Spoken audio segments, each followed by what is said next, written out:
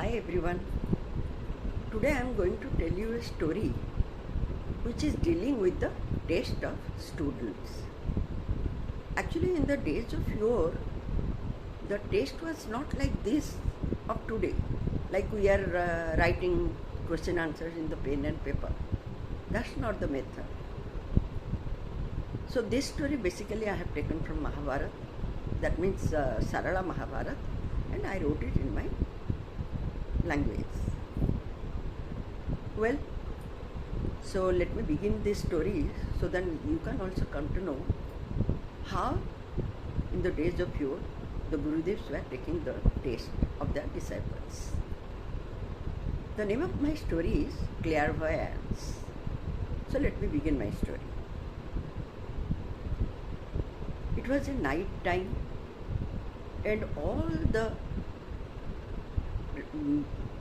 Hastinapur people had slept, and only one person didn't sleep, that was Guru Dronacharya. He was deeply engrossed in his thoughts, how he would take the taste of his disciples. He was thinking how to decide who is the best student and how much they have acquired this archery vidya. So he asked his disciples to meet him on the next day morning. So that night, when everybody slept, he didn't sleep and he went to a jungle because he felt restless. He was just thinking the plans, how to make and how to get actually who is the best one. So he went to the jungle. In that forest, a beautiful river was flowing. That was called Kundalini. He moved here and there and looked far away. Then something he decided and he came back to his heart peacefully. Nobody knew what he decided. Next day morning, all the students, the disciples were already informed that they had to come and meet Gurudev. He was already there on the field. First of all, Ashwasthama, his own son, and Karna, they both came to the field. They bowed down their head before Gurudev. And yes, Ashwasthama is his son, but while teaching, he just behaved like Gurudev, not as his father. So, gradually, all the Kauravas and Pandavas, they also came and gathered there. After some time, Guru Dronacharya cast his eyes upon everyone. Then slowly, he fixed his eyes on Karna and said, Karna, please come here to this spot and stand. Karna was excited, and at that time, Duryodhana was very happy. He just winked at Karna and said, break the leg, Karna, I know, you will win it. Karna was happy too. Then Karna came, stood on the spot, and again bowed down his head with respect. Then Dronacharya said, Karna, listen to me very carefully. Stand here and just look at the far side, just above the hill, and tell me what you can see. And remember one thing, do not release the arrow until I command to. Okay? Then Karna immediately nodded his head. Yes, Gurudev. Then he saw, he whipped through the air and looked very keenly. Then he said, Gurudev, I can only see in far distance a hill, and above the hill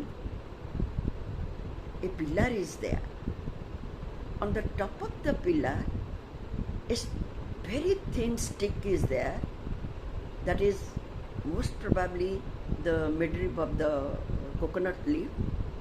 And above that, a paddy grain, rice grain is there. Above that, I can't see anything, Gurudev. Would you like to shoot any one of these? Then Gurudev said, well done, Karna. Step down. You have done. Come. Then Karna gradually stepped down. Then he said, again he cast his eyes and asked, O Aswasthama, please come and stand here. Aswasthama came, stood there. He also bowed down his head with respect to his Gurudev. Come, Father. Then he said, yes, Father, tell me. Now you look at the far distance and tell me what you have seen. Aswasthama tried his best and he said the same thing as Karna said. And he said above that he couldn't see anything. Then Dronacharya just said, okay, now you are also done, Aswasthama. Step down. Aswasthama came up. Then he cast his eyes towards Duryodhana. He said, Duryodhana, son, come here. Tell me what you can see. Duryodhana stood there, looked at far side, and he just tried his best to see something more. But unfortunately, he couldn't also go beyond the vision of Karna or Aswasthama. He repeated the same thing and Guru Dronacharya said to step down. He came out. Next was the turn of Dushasana. He said, oh Dushasana, come here, son. If you can see something more, just tell me.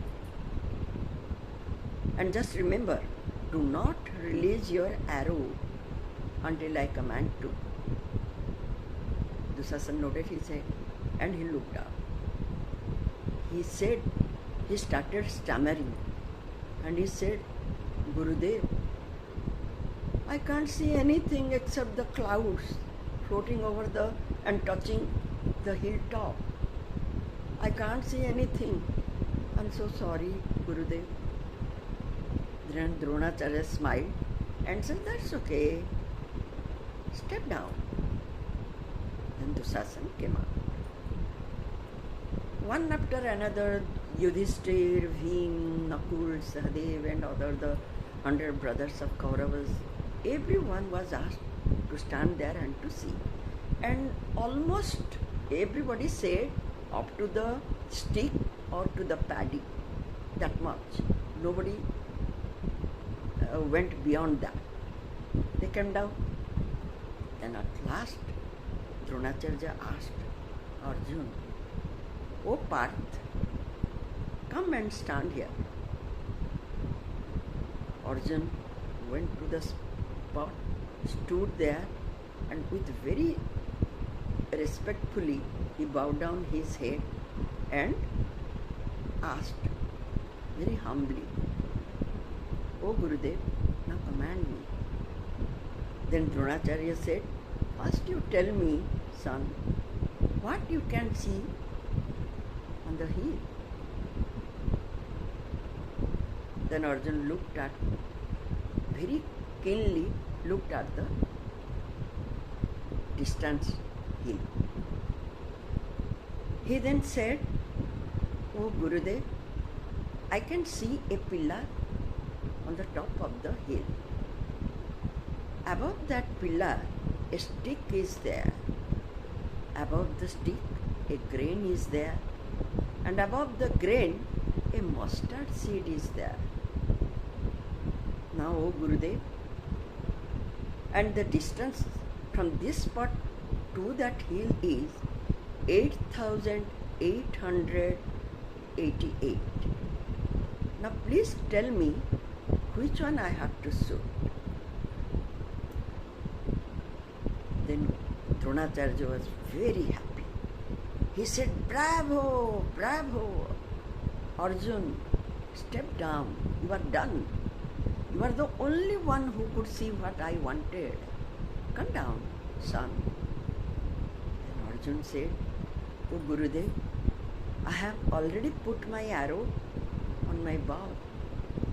And this is only taught by you that once the arrow is stretched to its full length on the bow, it cannot be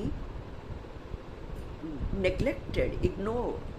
I have to release it. Now please command me to which one I have to shoot." Dronacharya understood that he is the only person who could do some miracles. He then said in a deep voice, "Oh Arjun, if you really want to shoot, then shoot that mustard. But be careful, the arrow should be attached to the mustard, and mustard should be divided into two. It will not fall on the ground. Do you agree?" Arjun smiled. "Yes, Gurudev, as you command." Then he released his arrow, and that arrow went in a lightning speed, pierced through the mustard seed, made it divide into two, but attached to it as his Gurudev demanded.